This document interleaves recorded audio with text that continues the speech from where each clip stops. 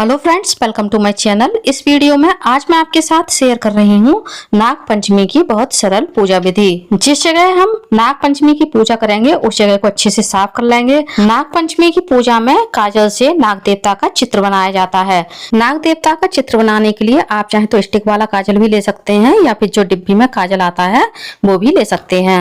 नाग पंचमी की पूजा आप अपने घर के रसोई घर के बाहर, कमरे के बाहर, बालकनी में या फिर खुले आसमान के नीचे कर सकते हैं। वैसे मुख्य रूप से नाग पंचमी की पूजा घर के रसोई घर के बाहर ही की जाती है। नाग पंचमी की पूजा के लिए आप चाहें तो नाग देवता के ये चित्र डायरेक्ट दीवार पर भी बना सकते हैं। यदि आपको ये डर है कि हमारी दीवार खराब हो जाएगी तो आप नाग देवता के ये चित्र किसी सफेद कागज पर भी बना करके दीवार पर चिपका सकते हैं, जिससे आपकी दीवार भी खराब नहीं होगी। पुराने समय में जो लकड़ी का कोला होता था उससे लोग घिस करके नाग देवता का चित्र बनाया करते थे। यदि आपके पास काजल ना हो तो आप ये नाग देवता का चित्र काले पेन से भी बना सकते हैं। नाग पंचमी की पूजा के लिए 5 नाग देवता के चित्र बनाए जाते हैं। हमारे यहाँ नाग पंचमी की पूजा के लिए रसोई के गेट के दोनों ओर 5-5 नाग बनाए जाते हैं। इस तरह से 10 नाग बनाए जाते हैं। तो आपके यहाँ जैसी परंपरा हो 5 या 10 नाग देवता बनाने की तो आप उतने नाग देवता बना लें। अब हम शुद्ध जल से छींटा देते हुए सभी का शुद्धिकरण कर देंगे।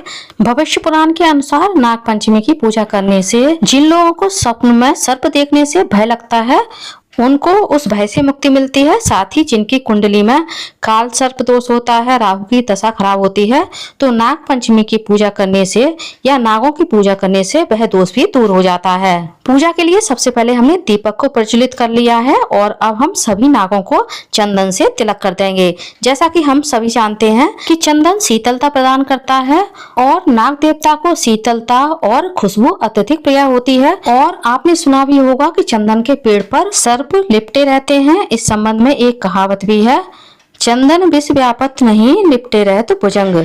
सभी नाग देवता का मैंने चंदन और रोली दोनों से ही तिलक किया है और अक्षत भी अर्पित किए हैं। अब हम सभी नाग देवता को इत्र और वस्त्र रूपी मौली अर्पित करेंगे। नाग देवता को खुशबूदार चीजें भी प्रिय होती हैं तो हम सभी नाग देवता को खुशबूदार फूल भी अर्पित कर देंगे। आप नाग देवता को कोई भी खुशबूदार फूल अर्पित कर सकते हैं। नाग देवता की पूजा करने से भगवान भोलेनाथ और माता लक्ष्मी दोनों ही प्रसन्न होते हैं। नाग देवता महादेव का कहना है तो विष्णु भगवान, लक्ष्मी जी शेष नाग की शैया पर विराजित रहते हैं। इस तरह से नाग देवता की पूजा करने से हमें तीनों की ही कृपा प्राप्त होती है। अब हम दक्षिणा स्वरूप कुछ पैसे भी अर्पित कराएंगे। साथ ही हम नाग देवता को कच्चे दूध का भोग लगाएंगे। नाग देवता को कच्चे दूध का ही भोग लगाया जाता है, दूध को गर्म नहीं किया जाता है और कच्चा दूध नाग देवता का प्रिय भोग है। नाग पंचमी की पूजा में नाग देवता को सिवैयों का भोग लगाया जाता है। हमारे यहाँ साथ ही बहुत सारे लोगों के यहाँ उसी दिन सिवैयां तोड़ी जाती हैं और उसी दिन उन सिवैयों को पका करके नाग देवता को उन्हीं सिवैयों का भोग लगाया जाता है। आप सिवैयों के अलावा घेवर का भी भोग नाग देवता को लगा सकते हैं। अब हम हाथ में कुछ पुष्प लेकर के नाग पंचमी की कहानी को पढ़ेंगे या फिर सुनेंगे। हाथ में जो हमने पुष्प लिए हैं वो हम नाग देवता के चरणों में अर्पित कर देंगे। अब हम आरती करेंगे। यदि आपको नाग पंचमी की आरती आती है तो आप वो गा लें, वरना आप शिव जी की आरती गा सकते हैं। आरती सबसे पहले हम नाग देवता को देंगे और हम स्वयं भी आरती ले लेंगे। अब हम चरण स्पर्श करके नाग देवता का आशीर्वाद लेंगे। साथ ही अपने परिवार की रक्षा करने के लिए उनसे हम प्रार्थना करेंगे। यदि आपने दीवार पर नाग देवता बनाए हैं तो आप इन नाग देवता को अगले दिन किसी साफ कपड़ा से साफ कर सकते हैं। और यदि आपने नाग देवता मिट्टी से, आटे से या फिर कागज पर बनाए हैं तो आपको उन नाग देवता का विसर्जन करना है। साथ ही हमने जो सिवैयां रखी हैं इन्हें हम गाय को खिला देंगे। और भोग के लिए जो हमने कच्चा दूध रखा है आप चाहे तो किसी पेड़ के नीचे डाल सकते हैं या फिर किसी कच्ची जगह पर डाल सकते हैं। साथ ही फूलों का भी आपको विसर्जन करना है। और जो जल का कलश रखा है इस जल को हम सूर्य देवता को अर्पित कर देंगे। नाग पंचमी पूजा की ये चौकी आप चाहे तो उसी दिन शाम के समय बढ़ा सकते हैं, वरना आप अगले दिन इस चौकी को बढ़ा सकते हैं। आई होप नाग पंचमी का मेरा ये छोटा सा सरल सा वीडियो आप लोगों को पसंद आया होगा।